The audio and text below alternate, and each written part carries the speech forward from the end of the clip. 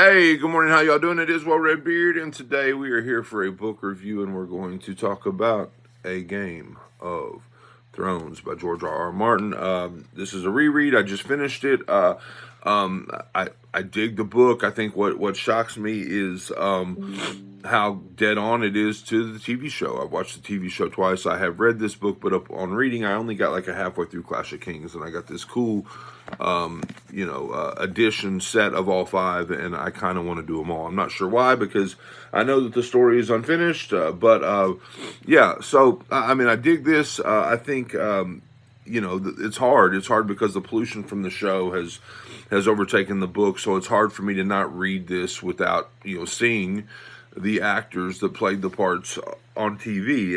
And the one thing that stands out to me is like when Ned meets his brutal end, and because he does, and you probably already knew that, I hope that I'm not killing it for anybody, but when he meets his brutal end, like, I'm watching the show, Sean Bean, if that's the way you pronounce his name, it's weird, it looks like Sean Bean, but Sean Bean is the only actor really in the show that I knew, that I'd seen in other things. I was like, this dude's the main character. I mean, yeah, we enjoy the little side stories about his kids, and Rob and Jon Snow and Bran and all this, Arya and Sansa, but really, this is about him, and then what happens, something happens at the end, and you're like, oh, shit. So, for me, like, trying to read this without knowing that he was, in my mind, the most well-known actor in the show, I was like, that's not really, I don't know, it was hard to get that shock value, right? Because I know that the story's not really about Ned. It's about Jon and Arya and Sansa and Daenerys